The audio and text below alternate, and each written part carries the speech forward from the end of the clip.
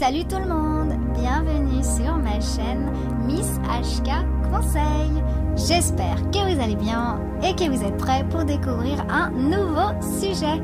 Allez, c'est parti, on y va. Aujourd'hui, nous allons parler ensemble des grossesses problématiques. Nous commençons tout de suite avec le point numéro 1, les problèmes liés à la stérilité et à son traitement. Donc pour commencer, on va déjà avoir une définition, on va parler de la stérilité. Qu'est-ce que la stérilité ? En fait, la stérilité se définit habituellement comme l'incapacité de concevoir un enfant après avoir eu pendant 1 an des rapports sexuels sans contraception et culminant dans un coït vaginal.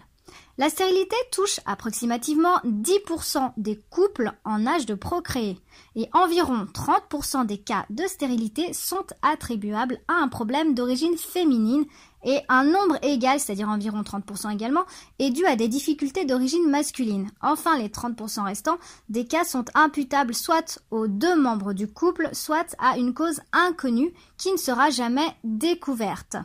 Il faut savoir qu'un couple ne devrait pas se tenir pour infertile avant d'avoir essayé de concevoir sans succès pendant au moins 6 mois, si la femme a 35 ans ou plus, ou pendant au moins 1 année, si la femme a moins de 35 ans. Si une grossesse n'est pas advenue après ce délai, consultez votre médecin.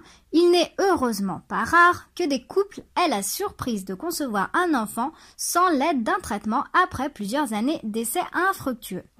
Donc ça, c'était pour la définition de la stérilité. Maintenant, on va parler du traitement à la stérilité. Il faut savoir que les médecins, il y a eu beaucoup de progrès médicaux et de ce fait, ces progrès contribuent donc à amener des femmes à tenter l'expérience.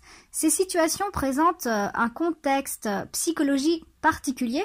Pourquoi ? Parce que aux contraintes médicales s'ajoute la pression psychologique. C'est-à-dire que le couple n'est plus 2 pour procréer l'enfant, mais il y a l'intrusion d'un tiers qui intervient dans la procréation et donc dans la vie sexuelle du couple. Alors, après ce traitement, il y a 2 issues. 2 issues. La première, soit c'est une réussite, la grossesse, enfin le traitement a fonctionné, la femme est enceinte et c'est une réussite. Donc elle peut, bien sûr, souvent quand la femme est enceinte après un traitement lié à la stérilité, ça entraîne souvent une grossesse multiple. En général, cette grossesse multiple est assez bien acceptée psychologiquement car elle va combler le vide d'une stérilité prolongée. Ça, c'est dans le premier cas de la réussite. Maintenant, le deuxième cas, où là, la femme ne tombe pas enceinte et c'est un échec.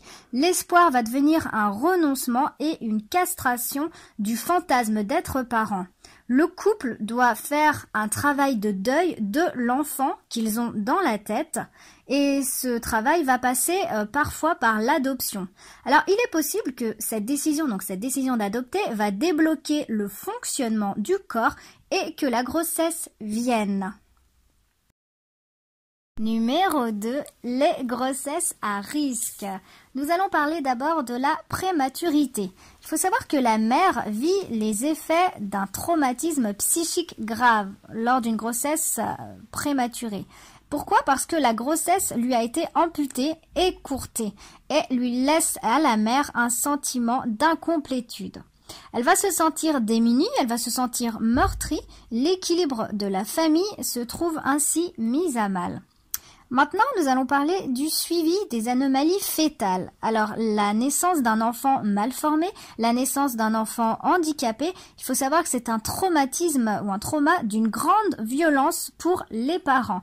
Alors, j'ai fait une vidéo il y a quelque temps sur les traumatismes, causes et conséquences. Si cela vous intéresse, vous pouvez regarder dans mes vidéos précédentes. Effectivement, j'ai fait un sujet sur ce thème. Pourquoi c'est un traumatisme justement le fait de l'annonce d'un enfant, l'annonce aux parents d'un enfant mal formé ou d'un enfant handicapé? Parce que si vous voulez, les parents lors de la grossesse, quand la femme est enceinte, durant la grossesse, les parents s'imaginent un enfant parfait. S'imagine un enfant imaginaire parfait et ils doivent faire justement un travail de deuil par rapport à cet imaginaire-là, cet enfant parfait qu'ils avaient imaginé. Je referai effectivement une vidéo plus en détail sur le sujet prochainement. Bien, Donc, il existe justement pour suivre ces anomalies, pour détecter ces anomalies fétales, ce qu'on appelle le DPN. Le DPN qui est le diagnostic prénatal. Alors, pour vous donner une petite explication, en fait, le diagnostic prénatal, c'est l'ensemble des pratiques médicales ayant pour but de détecter in utero, c'est-à-dire dans l'utérus, hein, chez l'embryon ou le fœtus, parce que ce n'est pas la même chose entre l'embryon et le fœtus, ça dépend du nombre de semaines de la conception. Une affection grave, donc c'est l'anomalie génétique ou une malformation congénitale par exemple, hein, afin de donner aux futurs parents le choix d'interrompre ou non la grossesse et de permettre une meilleure prise en charge médicale de la pathologie si la grossesse est poursuivie. Alors, il faut noter que le diagnostic se distingue du dépistage. Pourquoi? Parce que le dépistage, en fait, c'est une analyse qui permet d'estimer le risque pour une femme enceinte d'avoir un fœtus porteur d'une anomalie génétique telle que la trisomie 21, ou alors par rapport au diagnostic qui, lui, est alors proposé aux femmes à risque. Le diagnostic consiste dans l'analyse des chromosomes du fœtus à partir d'un prélèvement invasif, c'est-à-dire la myosynthèse ou la choriosynthèse. Voilà, le sujet est à présent terminé. N'hésitez pas si vous avez des questions sur ce sujet, si le sujet vous a plu, si vous voulez que je parle d'autre chose. Moi, je compte faire un point sur encore une vidéo sur un certain point de ce sujet-là, parce que je ne peux pas faire un sujet qui est très très long. Je vous ai dit en gros les grandes lignes, hein. Mais si vous avez des questions effectivement sur certains points, n'hésitez pas à me le dire. Cette vidéo est à présent terminée. J'espère que le sujet vous aura plu. N'hésitez pas à me laisser des commentaires. Vous pouvez également me retrouver sur les réseaux sociaux tels que Instagram, Facebook, mail, sur Miss HK Conseil. N'hésitez pas à liker et à partager. Je vous remercie pour avoir pris soin de regarder ma vidéo. Je remercie particulièrement mes abonnés. Si vous souhaitez faire partie de la communauté HK, n'hésitez pas, faites le premier pas, abonnez-vous. Quant à moi, je vous dis à bientôt et d'ici là, prenez soin de vous.